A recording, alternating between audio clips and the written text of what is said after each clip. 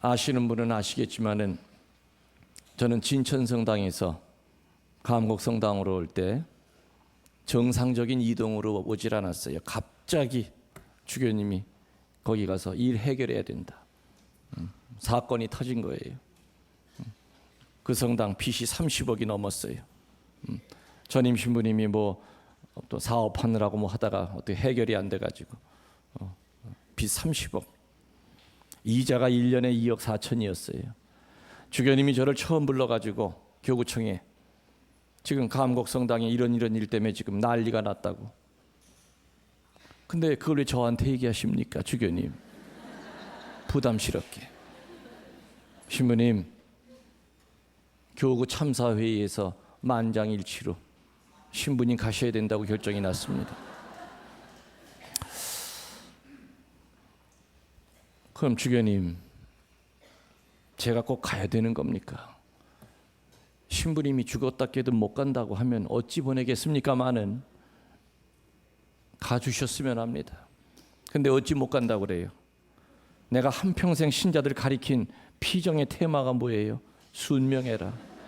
순명하면 기적이 있을 것이다 가르쳤고, 순명은 네 입맛에 맞는 거 골라 하는 것이 아니라고 가르쳤단 말이에요. 네, 가긴 가겠습니다. 근데 30억을 제가 갚아야 되는 겁니까? 주교님은 원금 갚으라는 말은 차마 못하겠습니다. 이자가 1년에 2억 4천이라고 그럽니다. 신부님은 가서 3년 동안만 길을 쓰고 이자만 한 3년만 좀 막아낼 수 없겠습니까? 그것도 한 8억이 넘죠. 저는 그래서 2005년도 8월 23일 날 이자 막으러 감곡에 왔어요.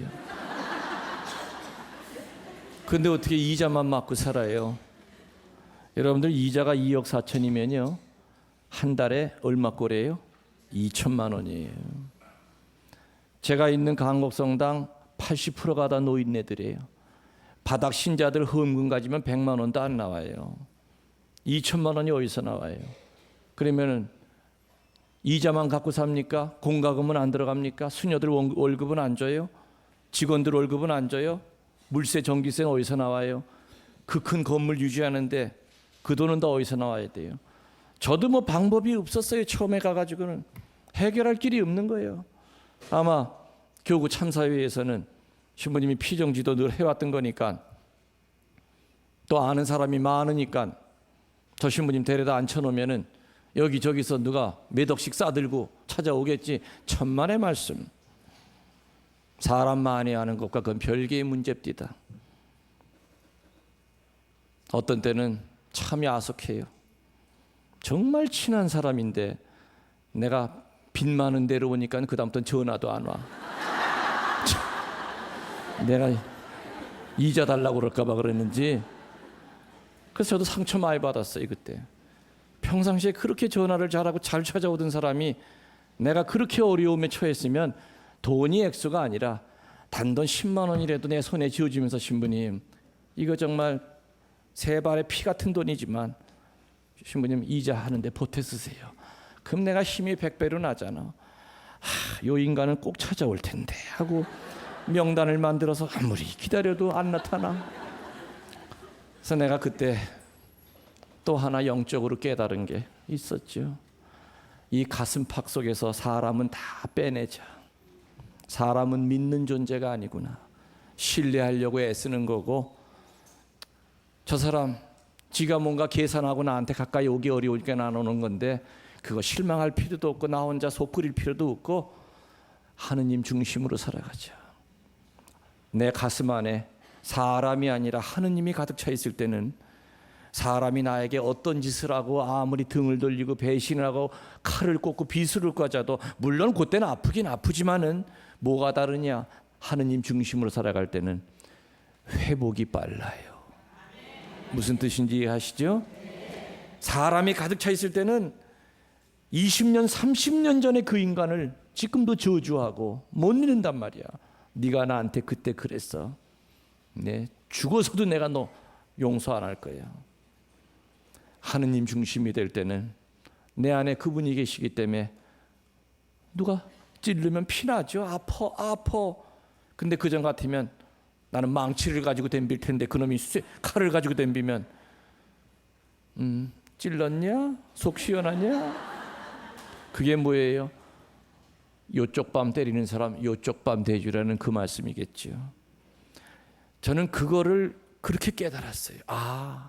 사람이 내 안에 가득 들어있을 땐 절대로 오리가 자는 인간에게 심리 가질 수가 없는 것이고 원수를 사랑할 수 없지만 하느님이 내 안에 계실 때는 이게 기적을 요구하시는 것이 아니었구나, 가능한 일이었구나. 저는 그때 사람을 사랑하지 않는다는 그 뜻은 아니죠. 내 가슴에서 사람을 뽑아버렸다는 그 뜻은 집착하지 않기로 했다, 그 뜻이었어요. 사제 생활하면서 정말 편한 신자 있잖아요.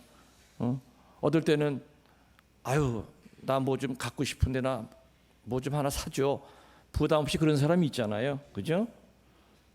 그런 게 다 헛되고 헛되다. 하나님이 내 안에 계시구나. 참 그때 막막했어요. 한 달 사이에 막 체중이 7kg가 빠지고, 더군다나 그 30억 빚 가운데 사채가 반이었고. 사채 무서운 거 아시죠? 저도 그래가지고 살이 7kg가 막 빠져나가니까 막 이상한 생각이 듭니다. 그래서 어떤 생각까지 했느냐, 나도 밤중에 튀자. 보따리 싸가지고 도저히 매달 2천만 원씩 이자를 해결할 길이 없는 거예요. 그렇지만은 저는 성당에 가서 우리 칠고의 어머니, 온몸에 총알구멍이 숭숭 뚫어져 있는 칠고의 어머니를 바라볼 때마다 나마저 또 도망을 치면 우리 엄마 가슴에 얼마나 깊은 또 상처를 또 드릴까. 성모님이 지금 얼마나 이 본당을 내려다보면서 가슴 아파하실까. 성당도 반으로 쪼개지고 동네도 반으로 쪼개지고 납골당 반대파 찬성파 해가지고 그냥 뭐.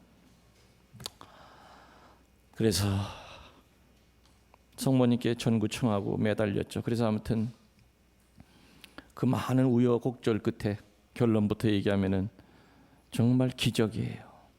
내가 부임해가지고 1년 11개월 만에 30억을 갚았어요.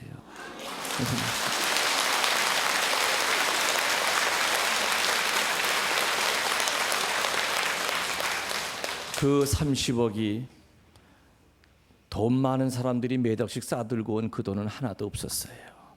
정말 전국에서 거기 순례 왔다가 어려운 얘기 듣고 반지 풀르고 가고, 또 집에 가서 이사 갈 때 차입금 익명으로 보낸 돈, 연말에 세금 정산한 거 봉투에 넣어가지고 이름도 안 쓰고 사제관 문에다 붙여놓고 간 그런 돈, 그런 돈들이 매달 1억 5천씩이 갚아져 나가는 거예요. 이건 사람이 힘을, 저도 얼마나 놀랐는지 몰라요. 이게 도대체가. 나중에 전 주교님한테 그랬어요. 주교님도 믿기가 어려우신 거죠. 신부님 보낼 때 이자만 3년만 막아달라고 보냈는데 어떻게 2년도 안 돼가지고 원금 30억을 갚을 수 있는 겁니까? 저는 주교님에게 딱 한마디만 드렸어요. 주교님, 여기는요 성모님 계신 데가 맞아요. 제 능력은 1%도 없습니다. 성모님이 이 성지 살리기 위해서 수많은 가난한 과부의 헌금 같은 그 헌금을 전부 다 이렇게 해주신 거예요. 기적이에요. 순명은 뭐를 낳는다고요?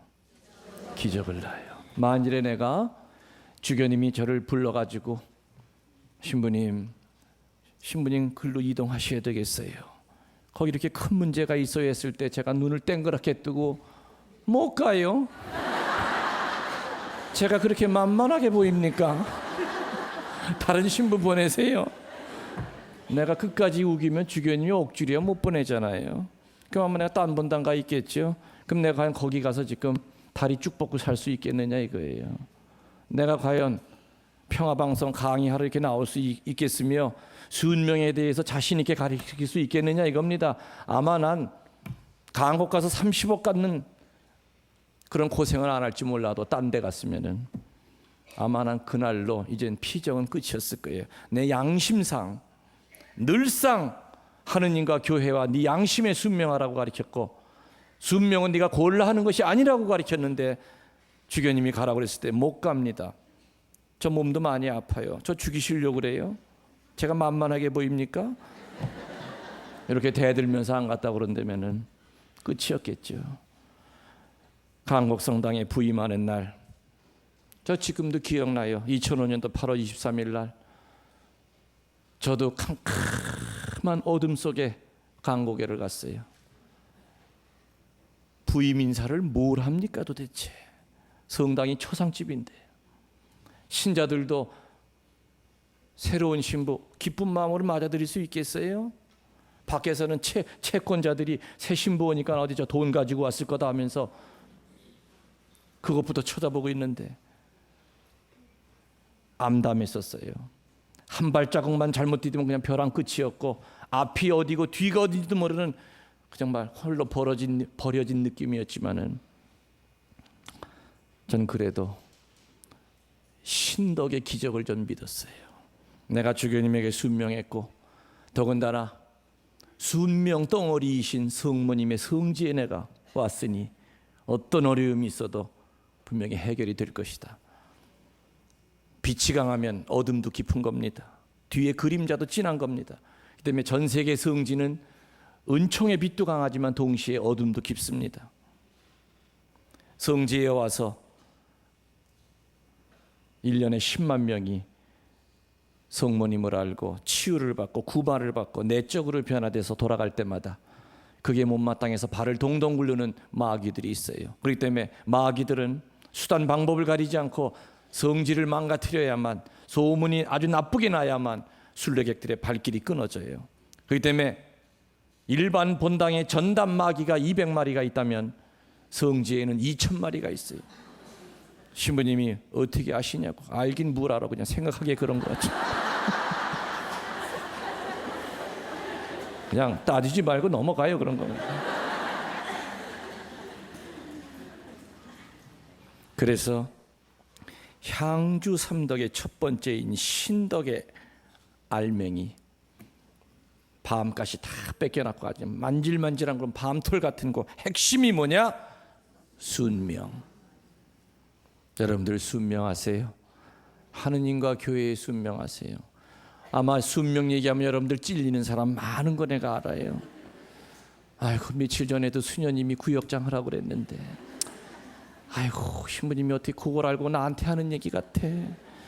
아이고, 작년에 사목회 개편할 때 신부님이 나한테 정말 어렵게 직책을 주셨는데 할 수 있는데도 그냥 매이는 게 싫어서 못한다고 핑계댔는데, 늘 그것 때문에 신부님 볼 때마다 부담스럽고 죄만스러운데, 이제부터 시작하시면 돼. 그죠? 이제부터 하느님은 신덕이라고 하는 회초리를 통해서 우리의 순명을 시험하세요. 때로는 이해가 안 가요. 주교님은 그 사건을 통해서 이 김웅열 신부의 신덕을 하느님이 시험하신 거예요. 저는 그때 정말 어려웠지만 네 했어요. 네 했더니 결과만큼은 로마서 8장 28절에 나오는 말씀대로 하느님을 사랑하는 사람들에게는 좋고 나쁜 일이 상호작용을 해서 선한 결과를 맺게 해줍니다. 하느님을 사랑하는 사람들에게는 좋은 일만 있는 것이 아니라 마음 아픈 일도 있죠. 그러나 내가 하느님에게 뿌리만 받고 있다면 결과만큼은 어떻게 되느냐? 선하게 만들어주시는 분이에요. 그래서 신덕이라고 하는 회초리를 통해서 하느님은 우리의 순명을 시험하실 때가 있을 겁니다. 앞으로 여러분들 신부님의 입을 통해서 여러분들의 신덕을 시험하실 때가 분명히 있을 거고, 수녀님들의 입을 통해서 자매들의 신덕을 시험하실 때가 분명히 있을 거예요. 그럴 때 아주 순간적으로 갈등이 생기면 그 자리에서 못합니다 하지 마시고, 적어도 수녀님 뜻밖입니다. 제 한 일주일만 저 시간 좀 말미 좀 주실 수 있겠습니까? 적어도 그 정도의 겸손은 보이셔야 돼. 그 자리에서 어머 수녀님 사람 잘못 보셨어. 응? 아니 수녀님은 애를 안 키워봐서 몰라요. 우리 지금 둘째가 지금 수능 준비해야 돼요. 나 걔 뒷바라지 하기도 지금 아주 뼈골이 빠져요. 그리고 저 그런 능력 없는 여자예요. 수녀님 다른 사람 찾으세요. 결국에 그 여자 그렇게 자식 뒷바라지를 잘해가지고 오수시킵디다.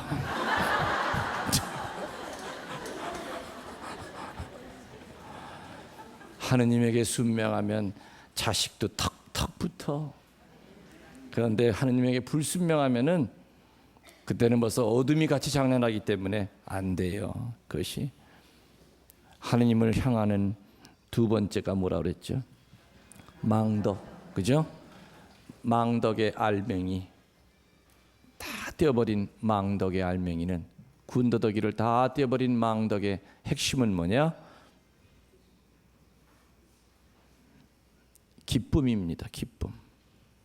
흔히 망덕이 뭐냐 그러면은 기다림, 바램 이렇게 얘기하는데 그것도 너무 추상적인 얘기예요. 망덕의 핵심은 기쁨이. 기다리더라도 어떻게 하고 기다리냐 이거야. 오만 인상을 쓰면서 기다리느냐, 투덜대면서 기다리느냐? 아니죠. 기쁘게 기다려야 되죠. 기쁨. 이 기쁨은 우리가 미루어 짐작하건대 밑으로부터 올라오는 기쁨은 아니죠. 그죠? 소유하는 기쁨은 아니에요. 움켜쥐는 기쁨은 아니에요. 세상으로부터 올라오는 소유하는 기쁨은 늘 우리를 속입니다. 바닷물을 먹으면 먹을수록 갈증이 심해지듯이 세상이 주는 기쁨은 늘 우리를 속이기 때문에 한계가 있고 불확실해요. 위로부터 내려오는 기쁨, 영적인 기쁨. 그 영적인 기쁨을 얻기 위해서 첫 단추가 뭐라고 그랬습니까? 포기라고 그랬어요. 포기. 영적인. 그래서 모든 영성 중에서 제일 높은 영성이 포기의 영성이에요. 죽을 때까지 포기해야 됩니다. 우리의 몸뚱아리는, 우리의 욕심은 늘 포기와는 반대를 소유하게끔 자꾸 유혹을 하죠. 뭐 지금 향주 삼덕을 다 얘기하려고 하는 것이 아니기 때문에 한 번만 훑고 지나가는 겁니다. 세 번째가 뭐라고 그랬습니까? 애덕입니다. 군더더기를 다 떼버린 애덕의 핵심은 흔히 물어보면은 사랑이라고 그래요. 아닙니다. 사랑이 틀린 말은 아니지만은 맞는 말도 아닙니다. 애덕의 핵심은 사랑이 아니라 용서입니다. 뭐라고요? 용서. 신앙이 없는 사람은 또 지한테 잘해주는 사람 다 사랑합니다. 성당 발 한 번 안 들여놔도 나한테 관심 보여주는 사람 다 그만큼 잘해줍니다. 다 사랑하고 살아갑니다. 그러나 용서라고 하는 것은 신앙인만이 누릴 수 있는 권리입니다. 저는 그걸 권리라고 얘기해요. 그 때문에 그 권리를 뺏겨서는 안 된다고 생각해요. 아주 적극적인 표현입니다. 이것은 의무가 아니라 권리라고 얘기해요. 저는 용서는 우리 신앙인들만이 할 수 있는 권리예요. 그 때문에 이 권리는 분명히 행사해야 됩니다. 용서하기가 쉽지 않다는 건 우리가 너무나 다 압니다. 그러나 아까 말씀드린 대로 하느님 중심으로 살아갈 때는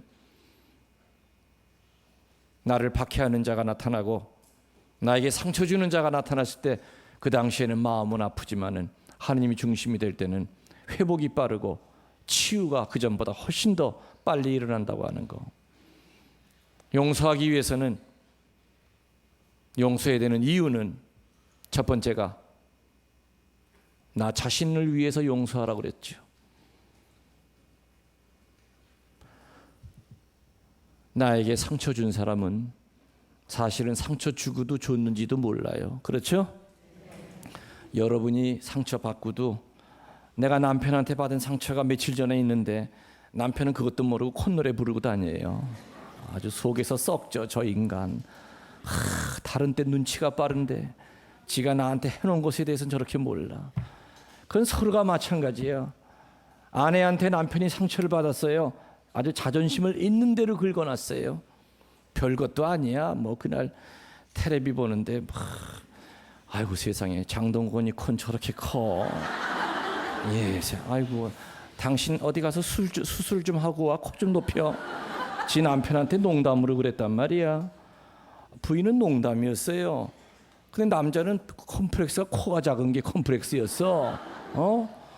그리고도 아내는 그거 아무런, 그러니 남자가 야, 너 기분 나빠 이러면 또 짜잘한 인간이 될 것 같고 속에서 끙끙거리는 거예요. 그게. 그러니까 되게 상처 준 사람들은 잘 잃어버려요. 받은 사람은 안 잃어버리고. 그렇기 때문에 받은 상처는 돌에 새기고 받은 은혜는 흐르는 물에 휘쳐버리죠. 반대가 돼야 돼요. 은혜는 반드시 돌에 새겨놓고 상처는 빨리 흐르는 물에 휘쳐버려야 돼요. 그렇기 때문에 내가 살기 위해서 용서해야 된다고 그랬어요. 첫 번째가. 그 인간 이뻐질 때까지 기다리다가는 한 세상 다 끝나요. 하루하루 해피하게 살기도 바쁜 세상인데 왜 내가 그 인간 때문에 내가 내 인생을 망쳐? 저 인간은 나한테 상처 준 것조차도 모르고 저렇게 희희낙낙거리고 있는데 내가 왜 저 인간 때문에 하루하루 이렇게 어둡게 살아요? 억울하지도 않습니까? 흐르는 물에 휘쳐버리세요. 두 번째 용서해야 되는 이유는 뭐라고 했습니까? 그 사람을 선하게 변화시켜 주려면 용서를 해줘야 돼요. 며느리가 못됐다고 해서 시어머니가 동네방네 며느리 흉보고 다녀보십시오. 그 며느리 점점 더 못되게 굽니다. 시누이가 못되게 군다고 올케가 온 동네 다니면서 방송 불고 나팔 불고 다녀보십시오. 그 시누이 점점 더 못되집니다. 어두운 거 두 개가 부딪히면 더 큰 어둠이 되고 악한 것이 두 개가 모아지면 더 큰 악이 됩니다. 어둠은 빛이 들어오면 물러나는 것이요 어두움은 빛이 들어오면 물러나게 되어 있어요. 아무리 악한 사람이라 하더라도 우리가 사랑을 해주다 보면은 용서를 해주다 보면은 변화가 분명히 됩니다. 지금 버리지 말아야 될 거 네 번째가 하느님을 향하는 향주 삼덕의 마음이라고 그랬죠. 네 번째 버리지 말아야 될 거 있습니다. 가족을 버리지 말아야 됩니다. 뭐 버리지 말아야 된다고요? 가족을 버리지 말아야 되는데 심지어는 안 버렸는데요.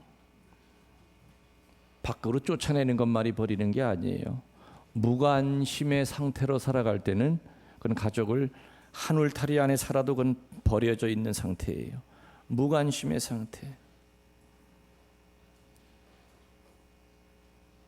시부모에 대해서 무관심한다든지 또 부부끼리 서로 무관심한다든지.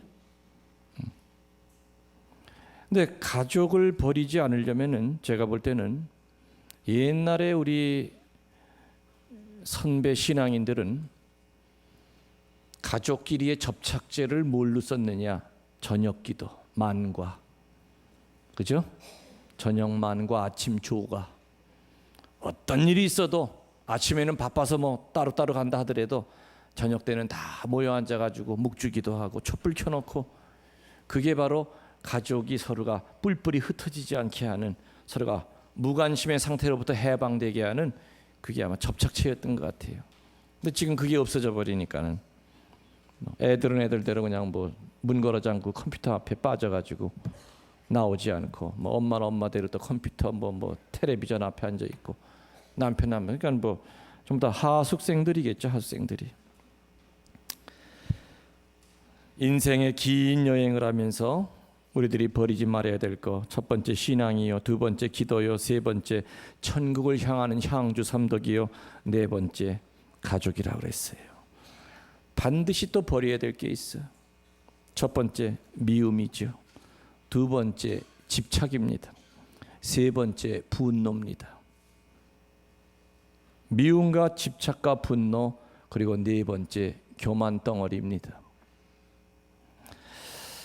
이것은 지금 요 네 가지에 대해서는 좀 시간이 없기 때문에 더 길게 풀이를 못 해드리겠고, 중요한 것은 내가 말하고자 하는 핵심은 버려야 될 것은 끌어안고 살아가고 있고 버리지 말아야 될 것은 언제나 쓰레기 버리듯이 버리는 그런 삶이 거꾸로 되기 시작하면은 그 삶은 행복하겠습니까? 불행하겠습니까?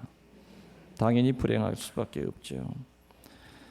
여러분에게 제가 묻는다면은 행복하십니까? 하고 물었을 때 행복하지 않은데요 한다면은 그 원인의 대부분은 뭐냐?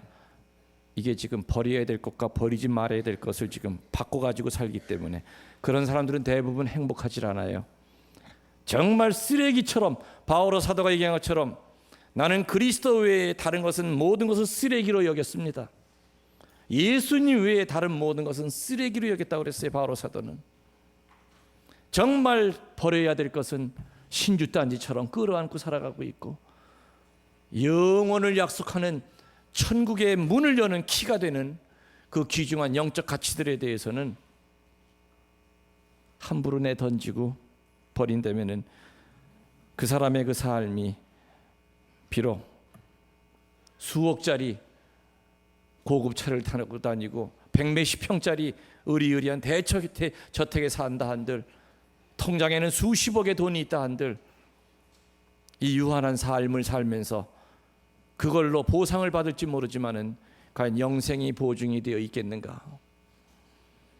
목에 칼이 들어와도 우리 신앙 선조들은 신앙과 기도와 향주 삼독과 가족에 대한 특별한 사랑을 버리지 않았습니다.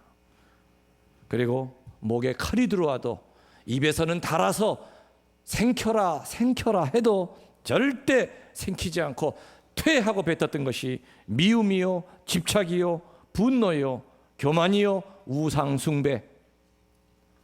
이런 것들은 목에 칼이 들어와도 절대로 내 가까이, 내 주머니 속에 절대 놓지 않았습니다.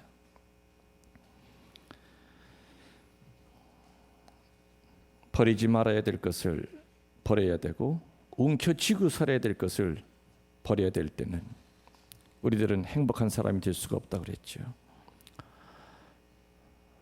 제가 아는 어느 신자분이 계신데 그분은 시골에서 사십니다. 제가 시골 본당에 갔을 때 그 양반 집에 가정 방문을 했는데 그 집에 감나무가 두 개가 뒤뜰에 있었어요. 첫 번째 감나무는 교무금 감나무예요. 두 번째 감나무는 아이들 용돈 감나무예요. 교무금이라든지 아무튼 그런 성당에 들어가는 돈은 그 감나무에서 나오는 걸 가지고 해서 절대로 그 감나무에서 파란 그 돈은 절대 딴 데 못 써요. 교무금 감나무예요. 어느 해 흉년이 들었어요. 그래서 전부 다 먹고 살기가 힘이 들었는데 희한해요. 교무금 감나무는 다른 해보다 2배, 3배 과일이 더 열린 거야. 그래가지고서는 아이들 학비서부터 그 어려운 시기를 넘어갔단 말이에요. 그러니까 정말 그 형제는 버리지 말아야 될 것이 무언지를 그 형제는 국민학교도 초등학교도 못 나온 사람이었어요. 자기 이름도 못 써요.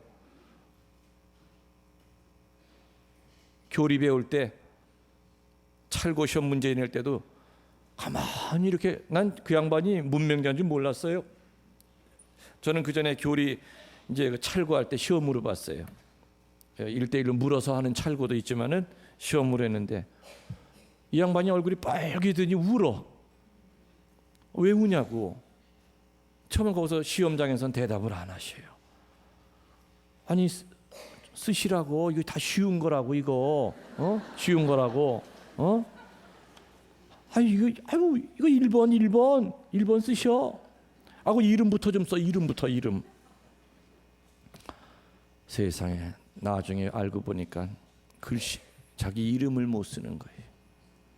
그렇지만은 그 양반은 교리 배울 때 하느님의 것은 제일 먼저 챙겨야 된다 하는 거를 머리 깊이 박혀가지고 세례 받자마자 뒤뜰에 있는 감나무 하나를 아예 감나무 밑에 이렇게 팻말을 이렇게 해서 저 페인트 가게 가가지고 이렇게 적어서 고리를 하나 걸어놨어. 교무금 감나무. 그 얼마나 단순하고 어린아이 같은 마음이지만은 나중에 곤궁할 때 그 감나무에서 아이들 먹여 살리는 학자금이 나오더라 이게. 얼마나 감이 막 원래 감나무가 약하지요. 아주 약해요. 아주 그냥 부러질 정도로 감이 그냥 동네 사람들도 세상에 이렇게 감 많이 열린 거 처음 봤다고 아주 그 관광 코스로 이렇게 정해질 뻔했어요. 근데 안 됐지만 아무튼.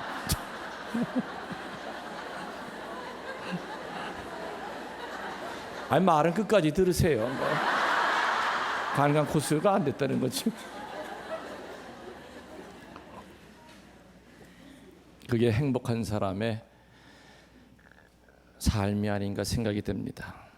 우리가 살아가면서 어떤 일이 있어도 꼭 움켜쥐고 살아가야 될 것, 그리고 어떤 일이 있어도 버려야 될 것, 또 우리의 신앙인의 삶이 행복하지 못한 가장 중요한 이유는 소유해야 될 것과 버려야 될 것을 반대로 버려야 될 건 움켜쥐고 살아가고 있고, 그리고 반드시 숨이 끊어질 때까지 놓쳐서는 안 될 그 영적인 것에 대해서는 너무너무 쉽게 버리기 때문에 아무리 호의호식을 하고 맛있는 걸 먹고 좋은 데 살아도 마음에 평화가 없는 것이 아닌가.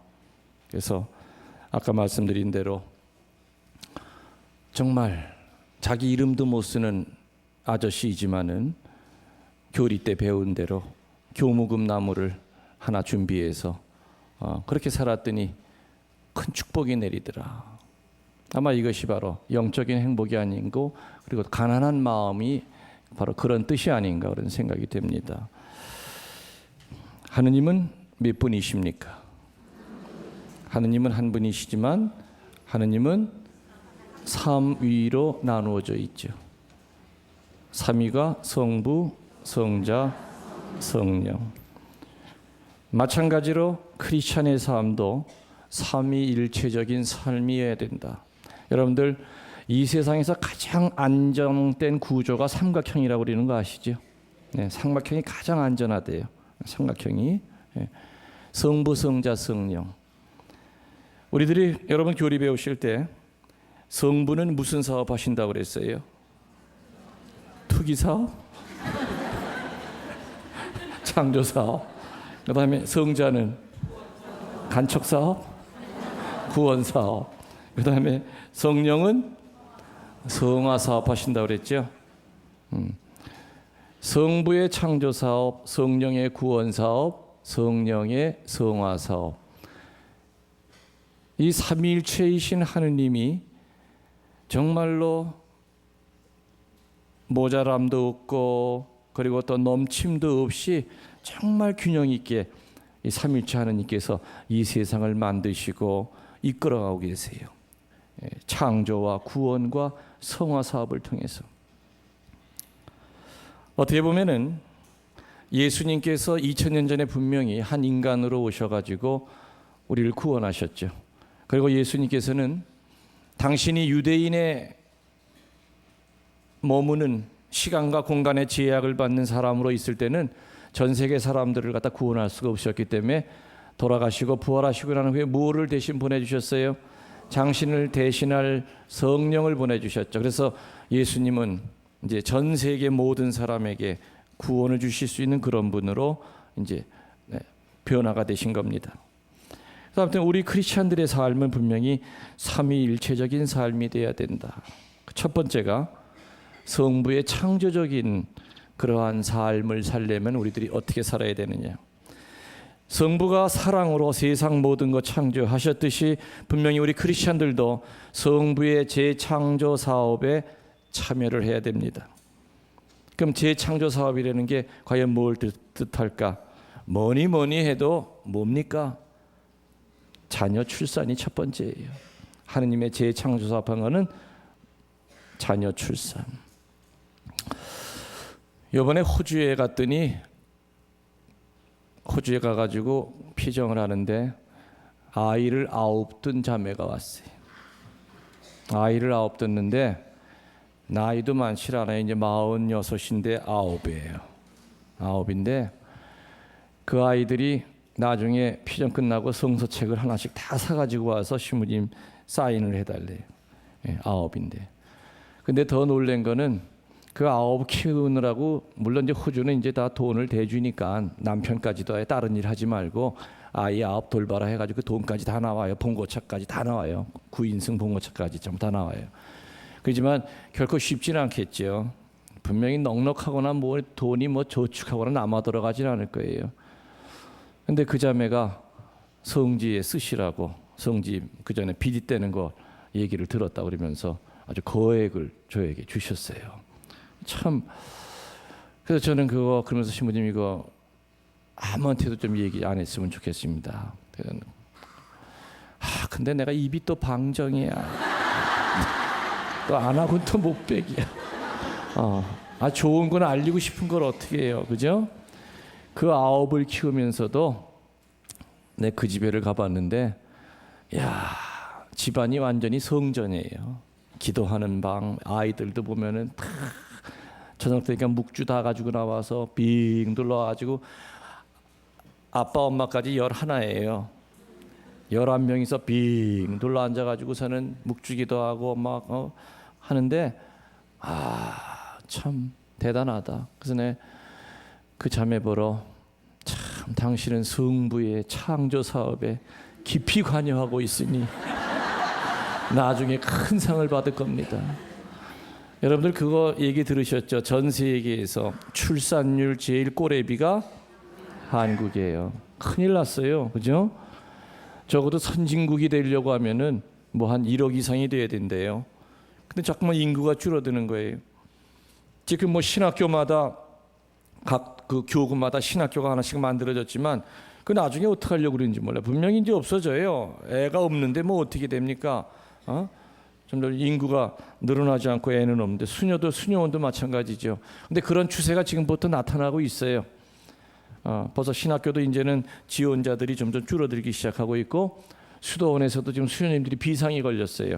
자기 나가 있는 본당에서 그 자기 성소자들 이제 데려가야 하는 그 긴장감 때문에 아주 그냥 뭐 정신없이 그 성소자들 찾느라고 난리예요. 그전엔 가만히 있어도 그냥 몰려들었는데 각 수도원마다 성소자들이 막 흘러 넘쳤는데, 그러니까 재창조 사업의 제일 으뜸이 자녀 출산이다 이거예요.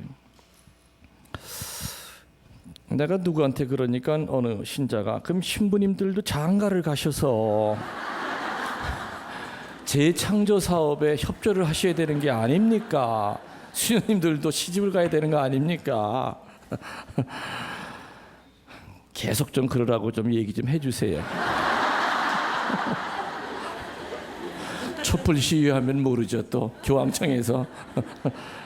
그런데 저는 개인적으로요, 만일에 캐토릭도 성공회처럼 사제들이 장가를 가도 된다 그러면은 저는 신부 생활 안 할 것 같아요. 그럼 그게 무슨 뜻인지 아시죠?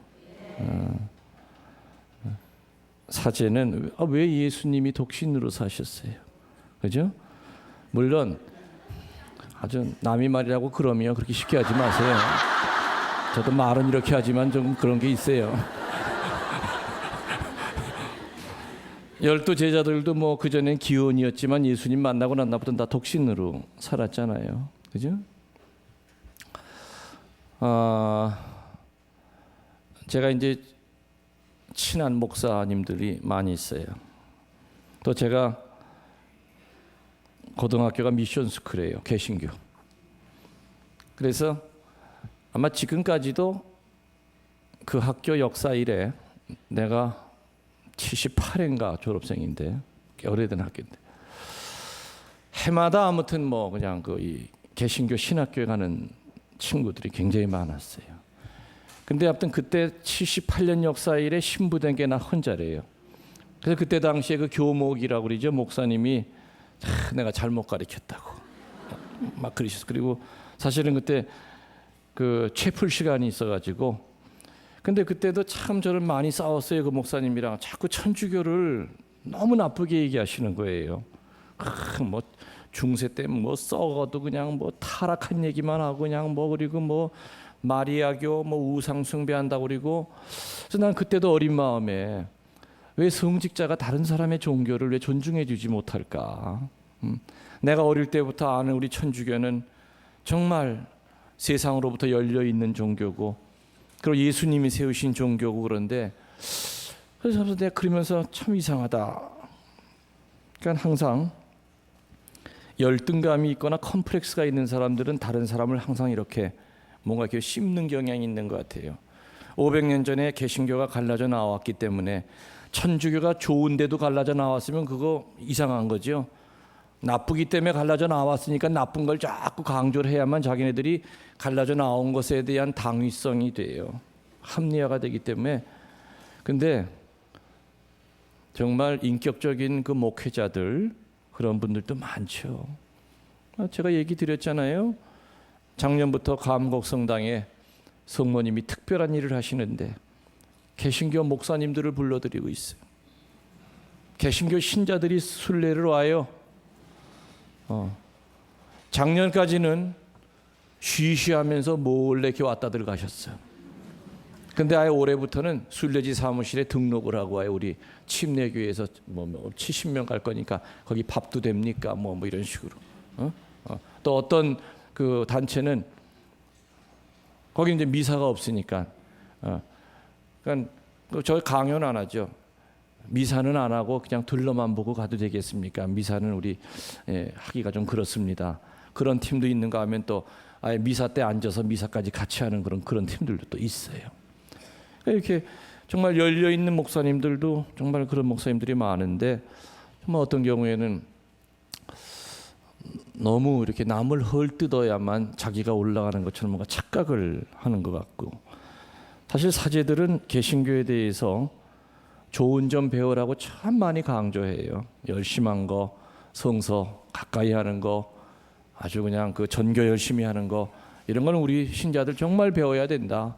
우리 천주교 신자들 너무 은총을 많이 받았기 때문에 은총이 있는 것조차도 모르고 감사할 줄 모르잖아요. 근데 개신교 신자들은 부흥에 3일만 나갔다 와도 얼마나 뜨거워집니까? 그리고 자기 자신이 구원받았다고 하는 확신이 있다 보니까 이렇게 좋은 예수님 어찌 내가 안 알리겠느냐.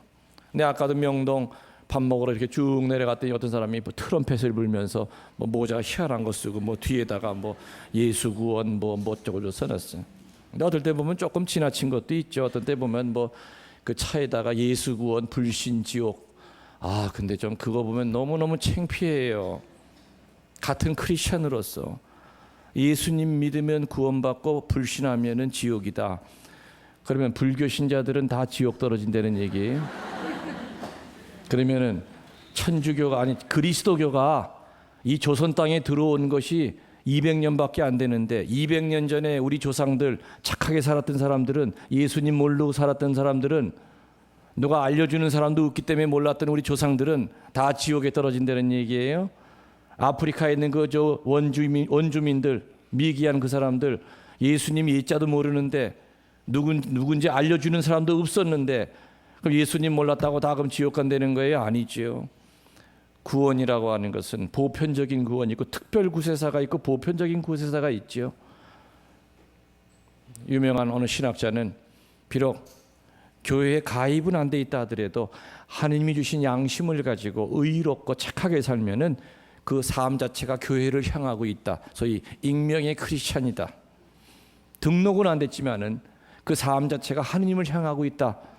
우리 조상들 가운데 세례 안 받았어도 그런 사람들 많이 있잖아요. 그럼 그 사람들 다 지옥 간다는 얘기가 하나님이 그렇게 모질고 잔인합니까? 아니죠.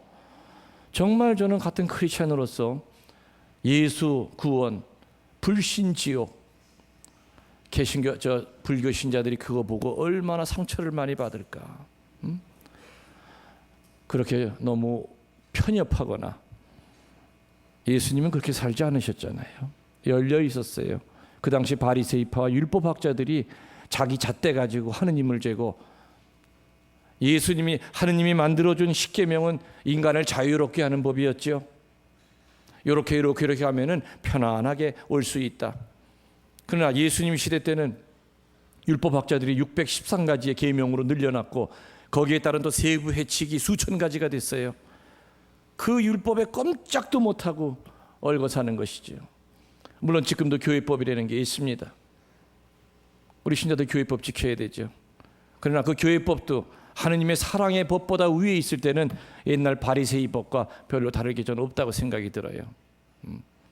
그래서 교회법을 집행하는 여러 가지 여러 어른들도 분명히 우리 생각을 해야 되겠죠. 자칫 잘못하면은 예수님 시대의 바로 그 모습이 계속해서 시대를 돌아서 이렇게 회전이 됩니다.